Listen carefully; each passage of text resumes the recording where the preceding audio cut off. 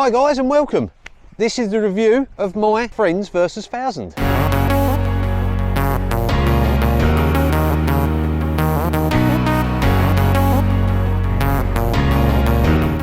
Right, so you want to know how to make a Versys 650 into a Versys 1000? I'll show you. First thing you need is a pump. Then find the suitable special valve, of course, secret, known only to very few Versys people, and then you pump. A few extra pumps just for luck. Whoa! There it is! A Versys 1000! Just what I've always wanted! Well, I might as well review it then. This is the Versys 1000. It's my friend's, he's lent me it. I've been out all morning on it. It's quite a nice little bike, I have to say. I'm going to run through the specs. I'm going to say, if you want everything exact, it's probably quicker to go online and just look up yourself exactly what it is, but I'll go through it as far as I can remember. It's a 1043cc engine. It's an inline 4 with 6-speed box. It's chain drive, quick shifter for auto blipping up and down. It's got traction control at 3 stages, which is rain, road and sport. So you remember the review of the 650 I saw at the motorbike show back in December. I told you that that version looked a lot more like this, and I said it didn't have the running lights, side running lights, which this one does. Spotlights, inline straight 4 engine, 6-speed box. Has a funny feel to the gear shifter. We'll talk about that in a bit. Bigger screen, handguards are similar.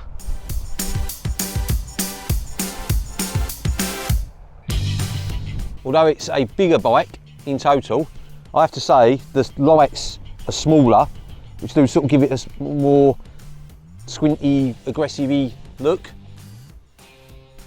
Running lights are big down the sides, sort of turn with you. And then you have the spotlights, which are a lot lower than the 650. I would say it obviously is a bigger machine than the 650, but I think with the new 650 update for 2022 and the bigger fairings it's got, it's probably not a lot bigger. Exhaust being outside instead of sort of all mounted underneath. I think the cat's down there. Brakes on it, I have to say, are really good compared to the 650. Side panniers and top box are the same size as the 650. I think they're something like 17 and 21 litres, but I could be wrong. But they're the same. They're a good size. They're not huge, but that does mean you can filter, I suppose. The seat is much. He's got the same, actually. The reason I've got one on my bike is because he bought one for his bike and then sold it, and then I bought it off him, and then he bought another one. So this mesh air seat. But the seat is a lot wider for the front and for the rear. Come on, my mates, 1000s. So today's the day of the review. Finally got it out there. Like I've seen it, a life worth living is a life with meaning. I'll do what I love. Been riding it for about half hour now. So just a quick sort of blast to start with. I'm heading off to where I do the review, so work a job every day till your dreams fade away. Like a card, never change, play the game that we say. I need a break. Time staying strong, need to move on to be what I want. I'll keep dreaming on. Time staying strong, need to move on to be what I want. I'll keep dreaming. Yeah, she's quick. Hey. Yeah, definitely. You can feel the extra 400cc or so. Well, 350.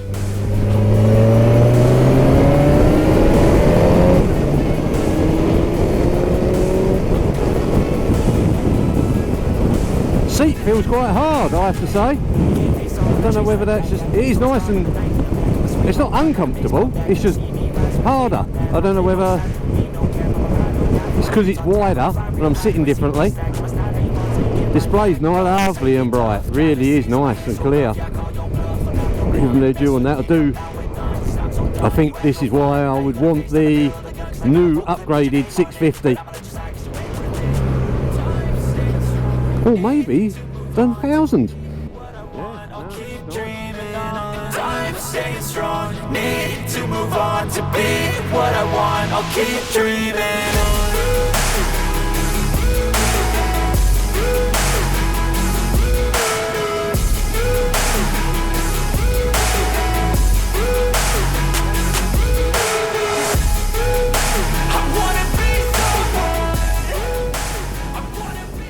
Now I'll take you through the controls in a sec. Turn it on.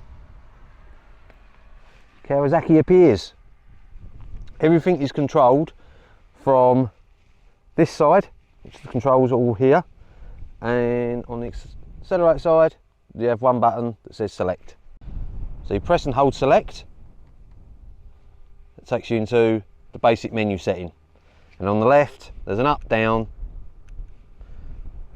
and select is also enter. So if you want to change the display, press select again, mode 1 or 2, mode 2, press select, return, and there's a different display layout. My friend personally says he prefers the other one. We go down, change clock, Bluetooth settings, units, so you can change. So you go back up to display, back one more, and back to the road mode. Now, lovely big gear indicator, decent fuel gauge. It has a traction control system that has 3 rider modes. You have sport, and you can press and hold, takes it into road, and should you be stuck out in the rain and you fancy keeping it down, you have rain mode. Now that doesn't change the suspension on this model because this is the S, but it does change the throttle response. Now these two can be altered again to display what you want, so you can have trips, lean angle depending on how much it's leaning, lean angle in actual degrees, odometer, and trips. Bottom one, average speed, time, battery voltage, and average per gallon. Now he's obviously been riding this for 3,390 miles. I don't know whether it's an average of the whole lot, but he's managed to get 48.7 miles to the gallon, which is probably pretty good. Time, temperature gauge, and a display displaying that your quick shifter is activated. Heated grips are here. Press and hold and it does a series of flashes that determines the level of temperature. So it's not an easy read, probably not something you want to do easily whilst riding. And starting, I have to say, when I first borrowed it, I went, how'd you start it then? Because we're missing underneath the select button. I was pressing the select button, that's not happening. You actually pull down on the grey lever and to kill it, it's pushed forward. I don't know why. I don't know why they thought that was a good idea. Nice clear display. Right, so that was a quick walk round it. Quick look at the dash, the different modes it's got. Now, unlike the 650, it has got the standard, a tour, and the grand tour, which basically, like I did in the 650 review, builds up the bike into a full grand tour, which this is exactly the same. Start off standard, has nothing. When move up to the tour, it suddenly gets the sides and handguards. When you go to the grand tour, it gets handguards, spotlights, top box. So that's exactly the same. But where the 650 doesn't have levels, this has the standard, the S, and the SE. Now, they get you basically different levels of electronics. So it's totally standard, totally the cheapest version that would have none of the stuff, the standard one and the standard electrics, wouldn't even have the side lights. And then you move up to this is the Grand Tour S. Now that gets you the side running lights and a bit more functionality. If you moved up to the SE, it would mean the automatic adjustable suspension would be included. So the biggest, best you could have is the Grand Tour SE. Now that is £16,800 for full adjustable suspension and full panniers. Now the BMW GS, which not technically a competitor, but it's possible because it's definitely the styling, they start around 14,000. Now by the time you spec them up, you can get all the way up to 20,000. So this is still considerably £4 cheaper than a full spec'd up BMW GS, but a BMW GS is BMW quality. Right, so this is the Grand Tour SE. It's currently £14,800. So it comes with all the electronics you would want on the whole, I think. The bike you would buy for the Grand Tour, I think. For what this bike is designed for, you're going to buy the Grand Tour SE. It makes the most financial sense. But comparing it like to like for the new 2022 Versys 650 that has electronic dashboard now, has Bluetooth connectivity, it's another £4,500 over that now. Bike size wise, pretty similar. Capability wise, pretty similar. I think there's a big question whether you've got a £4,800, a lot of money, but is it £4,800 better? I'm not so sure. Right, now, having ridden it for quite a while, it is a lot smoother. The inline 4 over the 2 cylinders definitely smooths out that power. The throttle response is nicer. It's probably something to do with the electronics as well. He's got it in road mode, so in sport it's probably a little bit more feisty. It is a lot more refined than the 650, I have to say. There's definitely, they've improved it in every way. So this compared to the 650, well, that's the big question, I think. I think if you're standing there and you've got £14,000 in your hand and you haven't got a bike yet, this is probably a real contender. Weighing up between the two, what do you do? It's a real toughie, I have to say. The extra £4,000 is a lot of money. You can do a lot of holiday touring with that. I mean, if you bought the 650 and then that's your next 2 years of touring paid for. It is faster, it is a bit smoother, but it's all only a bit. I think that's the point. It is not a big night and day difference, I have to say, in riding the pit. It's not like I've jumped on this and gone, oh my God, that's exactly what my bike was missing. I don't think my bike is missing much, and I don't think this has got much more than my bike has now. But saying that, when I'm looking at my next bike, I seriously will consider the 1000 because it is smoother. I bought my bike and it was 6 months old, a little bit of depreciation. I don't know, I really think you could be swung. Well, I think that's the basics covered. Let's see what she's like on the road. You coming with me? I do love the noise. I do love the power, more power.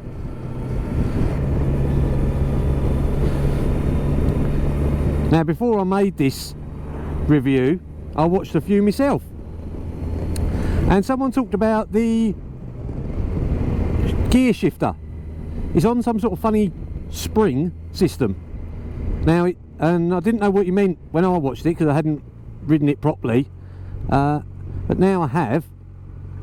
I do get what he's saying. It's weird. It's like you've got the normal shifter, and then you've stuck a sort of dampening spring inside it somewhere. When you're going along and you're in sort of second to third and third to fourth, it's fine. It's actually quite nice. It does dampen it nicely and takes the sort of shock out of it. You're in first and neutral. I'm not a big fan. It's weird. It's sort of, you're sort of clicking it down thinking, have I done it? Is it just the sort of spring stretching but not actually clicking? I don't like it. Moving though, it's fine. It is there and it is weird and it is different, so that's something to think of. Definitely when you test ride one yourself. Now, I'm personally a big rear braker. I'm sort of for engine braking and rear brake, I tend to sort of, for controlling speed, obviously full stopping, yes, I use the front, but for just a sort of gentle dab here or there, I like the rear. I have to say, I'm not sure the rear's as, it almost feels like it's got the same brake as the 650, and yet you've got so much more momentum to slow down. The front brake is brilliant. The front brake is really powerful. I have to say though, the throttling and the gears are really, I mean, to still be in fifth, to all the way down to 30, and then to sort of have enough pull away that, alright, okay, it's not lightning reactions, but there's still go there, you know. You can almost ride it like a bit of an automatic. So I have to say, maybe being the 650, being the 1000, sorry, it has got more grunt, where the window of power in the 650 is a lot smaller, so therefore to ride it in a band of sort of decent oomph, you end up having to be a bit more gear changing. I know you do with little 125s, the wife's bike, forever changing gear on that thing. only take it to the petrol station just because she can't fill it up. Let's go.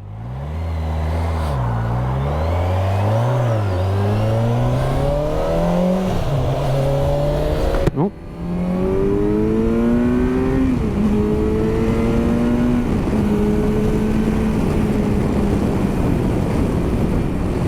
Yeah, and considering that's in road mode. Right, so look at it, it's got cruise control.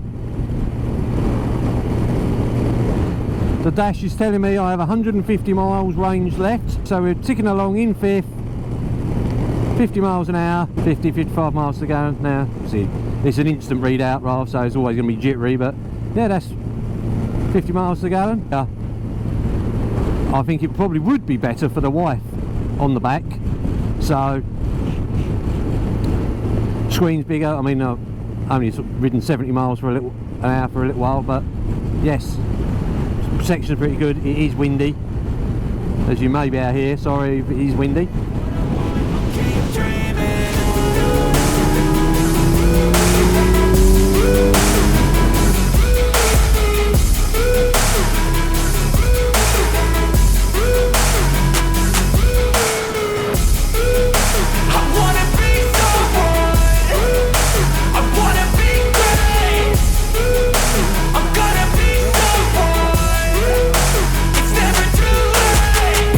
Face on when I chase like that, yeah, I play so strong with a knife in the back. I'ma swing home run like a baseball bat. Gonna see me rise, you can hate on that. I don't play both sides, doing me no cap. I'ma ride or die for my dreams on tap. I'ma fly real high, you ain't see me slack. No, it's not how you fall, it's how you get right back up. That's how you get tough, calluses on my hands so rough, yeah. So last conclusion, it's very nice, it is well refined. I suppose I do love the digital dash. I am modern, I am digital. Time to take her back home, give her back to my friend. I am going to be sad to see it go. This could be the next bike, it's just not going to be for a few years. But if you haven't got either, and you haven't got anything, and you are tossing up between the two,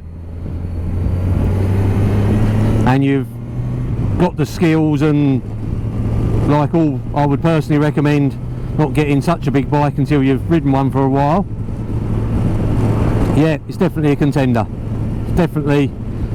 It's better than the 650.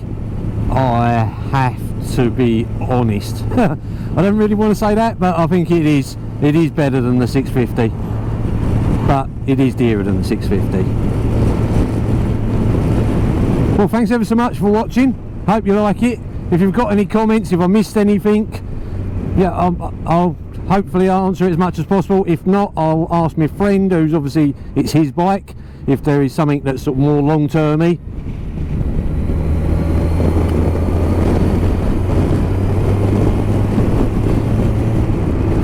Well, thanks for watching, guys. Hopefully you've enjoyed it. If there's any questions and comments, please like and subscribe. I'll see you soon. Look after yourselves. Take care.